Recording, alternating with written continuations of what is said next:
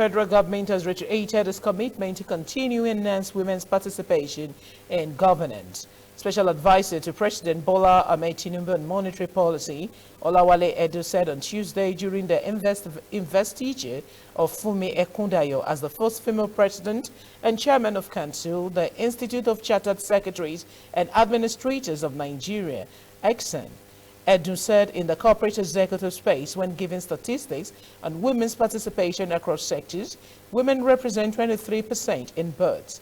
They represent 19%, and in the Federal Executive Council FEC, women measure up to 14% in the council.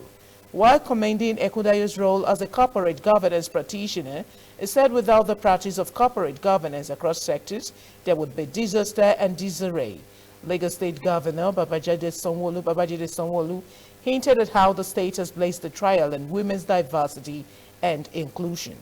The governor, who was represented by the secretary to the state government, Bimbola Salu Udeye, said about 50% of the state's permanent secretaries are women. He expressed the administration's commitment to collaborate with professional bodies like ICSAN to build the state and transform it into a metropolis. The ICSAN president, Ekundayo, promised to take the gospel of good corporate governance across the private and public sectors. About 23% of women hold about 23% of the corporate executive roles, 90% of board seats, and when it comes to government, about 14% of federal executive council positions. Although I think President Bola Ahmed Tinubu has said he will do something about that, and I'm sure he will. More, please, you need to do more. On behalf of all the women that are professionals that are doing very well, organized private sector, they are very reliable, very dependable. They won't steal your money. They will be very accountable. They will bring proficiency to anything you do. Try them. See all the CEOs that are women. They are always very successful all over the world.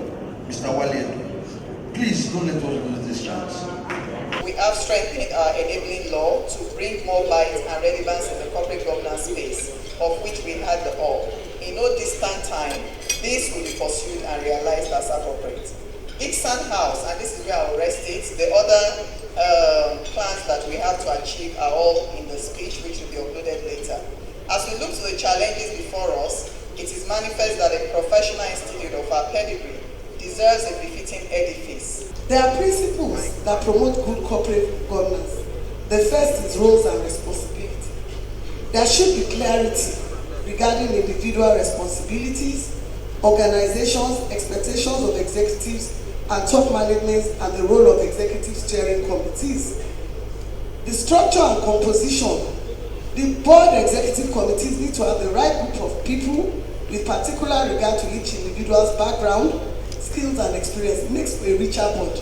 Not everybody thinking in one direction.